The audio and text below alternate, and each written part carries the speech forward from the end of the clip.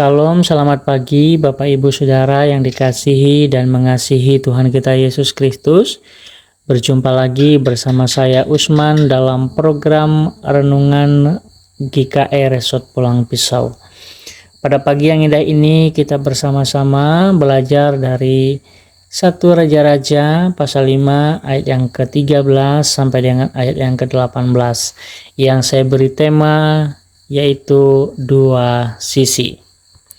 Bapak Ibu Saudara yang dikasihi oleh Tuhan kita Yesus Kristus, setiap kita manusia yang terlahir ke dalam dunia ini pasti memiliki kelebihan, juga memiliki kekurangan. Hal ini menjadi bukti bahwa di dalam dunia ini selalu ada dua sisi yang berbeda, yaitu sisi baik dan sisi buruk dari diri kita manusia. Sisi baik itu bisa baik menurut pandangan kita sendiri atau sudut pandang kita sendiri tentang diri kita, maupun pengakuan dari orang lain, orang-orang terdekat, orang-orang sekitar. Sisi baik ini meliputi banyak hal, Bapak Ibu. Tingkah lakunya, attitude-nya, cara dia menghargai orang lain, cara memperlakukan orang lain, karakter atau sifat seseorang. Banyak hal tentang berbicara tentang sisi baik. Sisi buruk juga begitu. Sisi buruk juga bisa kita dari penilaian diri kita, juga bisa dari penilaian orang lain terhadap diri kita. Kita tahu bahwa dalam diri kita, sadar atau tanpa kita sadari, dua sisi ini pasti ada dalam kehidupan kita. Bapak Ibu Saudara yang dikasihi oleh Tuhan kita Yesus Kristus, dalam nas kita hari ini kita belajar dari dua sisi dari Raja Salomo dalam mempersiapkan pembangunan bait Allah atau bait suci. Yang pertama adalah dari sisi baiknya. Salomo dalam mempersiapkan pembangunan bait Allah ataupun bait suci itu mempersiapkannya dengan sangat luar biasa. Dia tidak main-main dalam mempersiapkan pembangunan bait suci. Ia melakukan persiapan itu dengan teliti, dengan matang dan penuh dengan perhitungan. Itu terbukti dari Salomo memilih bahan yang terbaik, kayu yang terbaik, kayu aras, atau dia memilih dari bahan-bahan yang berkualitas baik. Di ayat yang ke-6 itu sangat jelas, kayu yang dipakai adalah kualitas yang terbaik. Kemudian batu-batu yang mahal. Kemudian bukan saja dari batu-batu yang mahal ataupun dari kayu-kayu yang mahal, juga dia rela membayar berapapun upah pekerja yang diminta oleh Raja Hiram. Ini berarti dia tidak main-main, apapun itu untuk bait suci atau untuk bait Allah, ia mau berikan demi itu bisa terlaksana. Dan Salomo juga memberikan yang terbaik, yaitu pekerjanya. Ia memilih pekerja-pekerja yang terbaik yang memang ahli di bidangnya. Ia tidak sembarang menyuruh orang bekerja, tidak sembarang memilih orang untuk bekerja, tetapi ia memilih pekerja-pekerja yang memang ahli di bidangnya.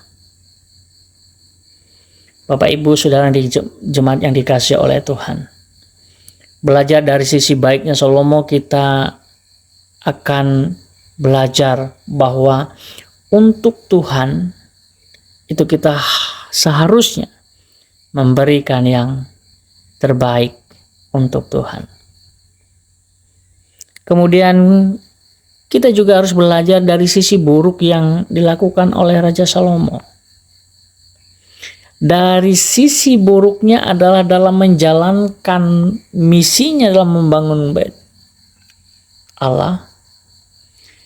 Dia rela membayar seberapapun yang diminta oleh Raja Hiram.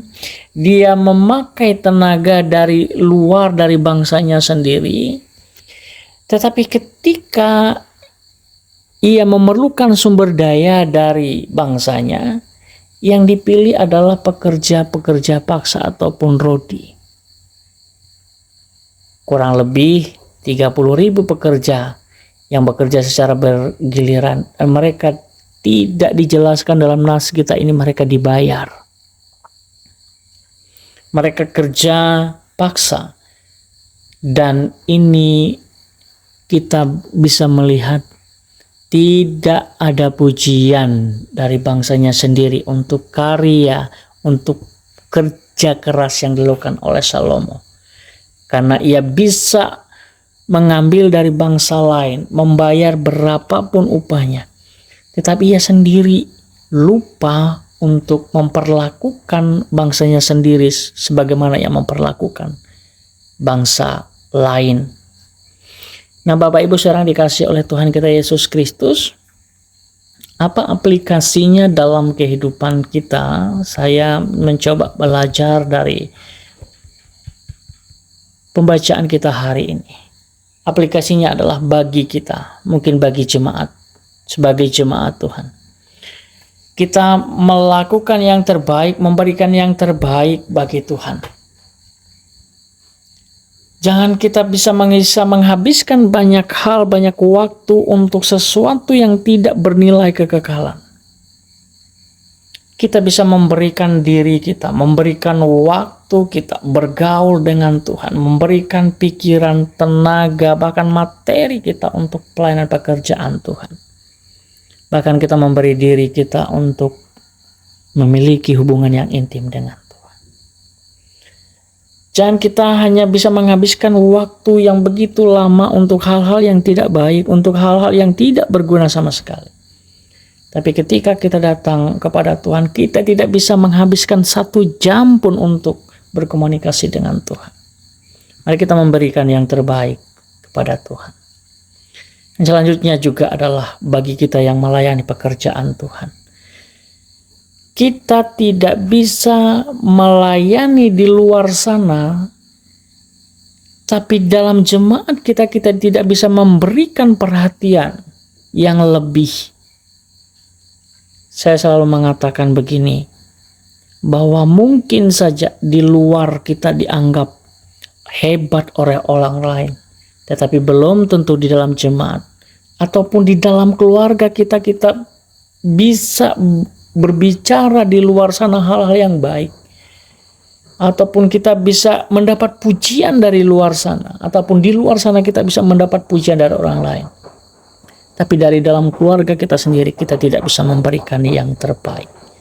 Ini kenapa Bapak Ibu saudara yang dikasih oleh Tuhan, Salomo menganggap remeh, menganggap enteng rakyatnya sendiri. Karena kekuasaan, karena dia memegang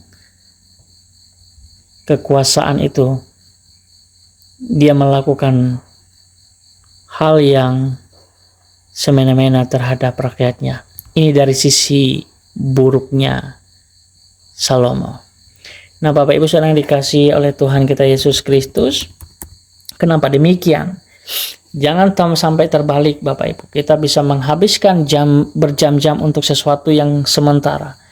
Kita bisa menghabiskan tenaga pikiran kita, bahkan materi untuk hal-hal yang sia-sia. Tetapi sedikit waktu yang kita bisa berikan untuk Tuhan.